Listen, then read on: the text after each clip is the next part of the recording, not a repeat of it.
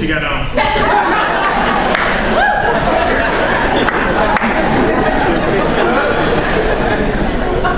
Let's go. Congratulations, Tess. When you're sitting at the doctor's office as he proceeds to tell you those are cancer cells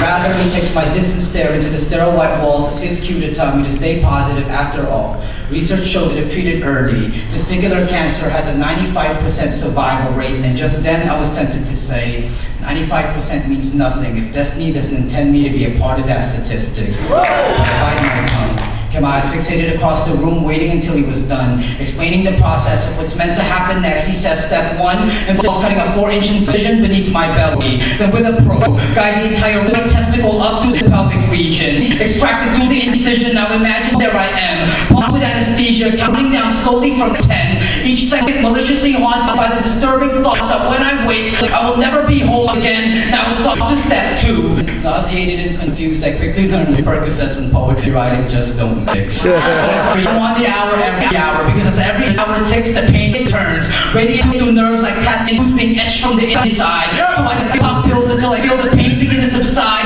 My doctor says all I can do is wait until the incision heals, wait for the pathology report, wait to see if the cancer was caught in time, wait to get back to my right state of mind, wait for sanity, wait for a miracle, wait for a blessing. It's so unsettling that when it comes to cancer, there seems to be a lot of waiting for the unknown. I'm trying to stay positive, y'all, but being at home bedridden with boredom makes the mind wander. Imagination running rampant like a purse snatcher, taking off with your high hopes, then carries into the darkest alleys of your fears. And despite how hard you try to steer clear, there you are, shuffling in the dark, fingers fumbling for something to hold on to, facing the sky looking for some sort of rescue, pronouncing prayers that always seem to end with, what is it that you want me to do? Because when you're there, catching quick stares from the eyes of death, playing Russian roulette with aquafina protein levels and tumor markers, you can't help but wonder if God is even paying any sort of attention to the tribulations I'm facing. It's amazing. I was 4 days since the surgery, and I still haven't had the courage to look at myself naked in the bathroom mirror.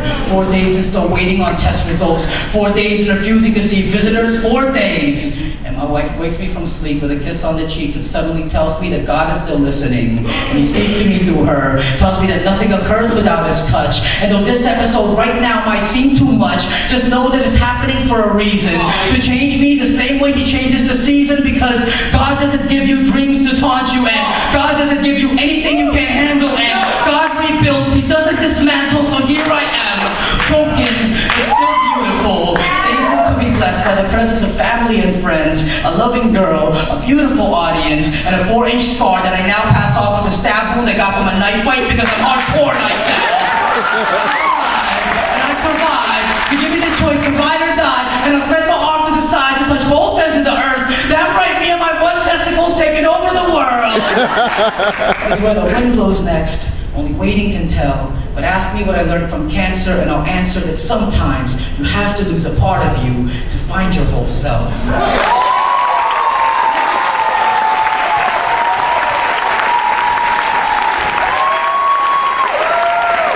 Again for Asia.